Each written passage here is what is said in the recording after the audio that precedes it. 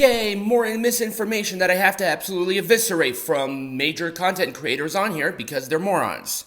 This may or may not take more than one video. So the news came out, I guess from CNBC, so it actually means something, that the cons are looking or seriously interested in buying the WWE. Number one, they're not going to do that. And I'll tell you why, because it's really not all that hard. So the WWE could outright reject any offer that was made by the cons. Or they could double the value like Twitter did with Elon. Because remember, the estimated actual value of Twitter was I think 12 billion when Elon actually expressed the physical interest, but then he eventually bought it for 44 billion. Oh, and by the way, Elon did sell Tesla stock in the hopes of purchasing Twitter. Just so you know. And it wasn't the entire thing. He did have backers and other things and stake in the company and blah, blah, blah, blah, blah. But we're not talking about him. And let's just be honest, this goober ain't buying WWE. He's on daddy's money already, so daddy's money is going to continue to fund him and his little pet projects. This is the guy that we have to look out for.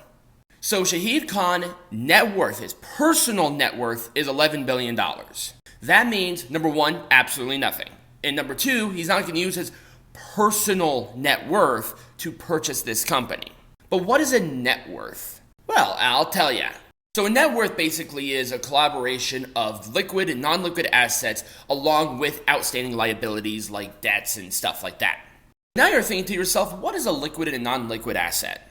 So a non-liquid asset is something that has equity, but it's not really valued as such. So these are some great examples over here. So Shahid Khan's property, if he has any art, his vehicles, any sort of jewelry, any collectibles that he has, that's all non-liquid assets. Something that you can't technically give the WWE to purchase the company. You'd have to make these into liquid assets. And liquid assets is something to where actual physical monetary value is there. So cash, bank account value, mutual funds, stuff like that. Where Shahid could actually give them this stuff and WWE would say, sure, that's a liquid asset. And that's how purchases are made.